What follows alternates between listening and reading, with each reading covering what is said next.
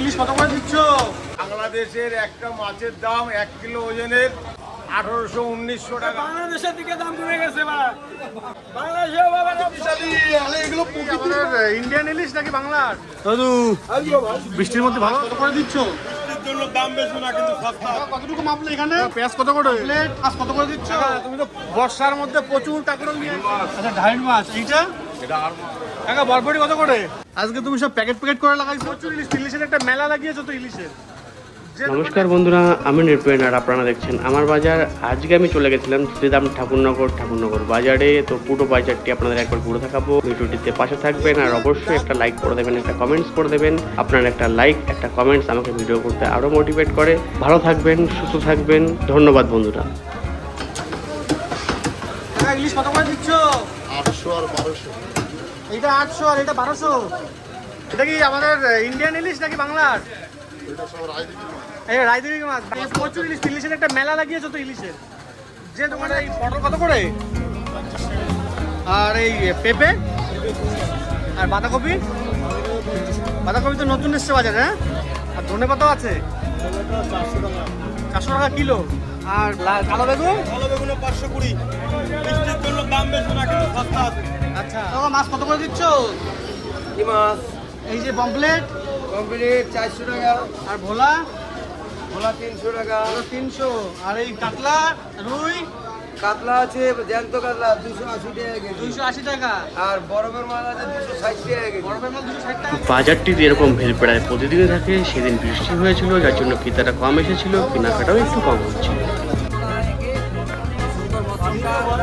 বলে একে আরেকটা হয় মটন, যেটা লম্বা কাঠি হয়, এটা দেখতে সুন্দর, খুবই খেতে সুস্বাদু ভালো।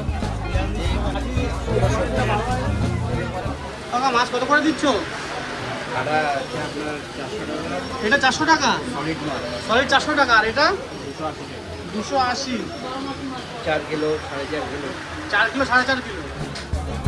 কাকা তুমি তো বর্ষার মধ্যে প্রচুর কাঁকরোল নিয়ে আইছো। কাঁকরোল কত করে দিছো?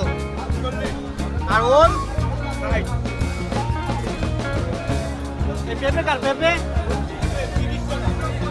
বাজারটিতে এরকম ভিড় প্রায় প্রতিদিনই থাকে। বুধবার আর শনিবার হাটবার থাকে, যার জন্য ভিড়টাও একটু বেশি থাকে। ক্রেতা ও বিক্রেতারা ব্যস্ত বেশি থাকে।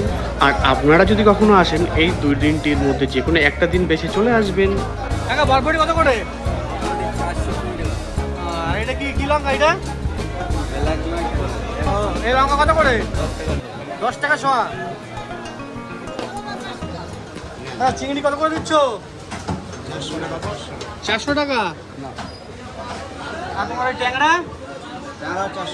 ট্যাংরা 400 টাকা। আর এটা কত করে দিয়েছো? এটা আছে 240 টাকা। আর এইটা কি মাছ আছে? ওটা পেটি মাছ, আচ্ছা এটা কত করে দিয়েছো? ওটা 40 টাকা সহ। আচ্ছা ঠিক আছে। বাংলাদেশের দিকে দাম কমে গেছে 500 টাকা। বাংলাদেশেও দাম সস্তা। ভেন্ডি কত করে ভেন্ডি দিচ্ছ? 1 কিলো 30 টাকা, 520 টাকা। আর এই লাল শাক লাল শাক 20 টাকা বান্ডিল, ওটা ঢুকে গেছে তো দাম বেশি। কত করে দিচ্ছ? 800। 800 800 টাকা। কতটুকু মাপলে এখানে? 5 কেজি। প্রথম কাস্টমার 5 কেজি কে দিচ্ছি। আচ্ছা যেটা কি দেশি খাসি আছে নাকি? রেওয়াজি।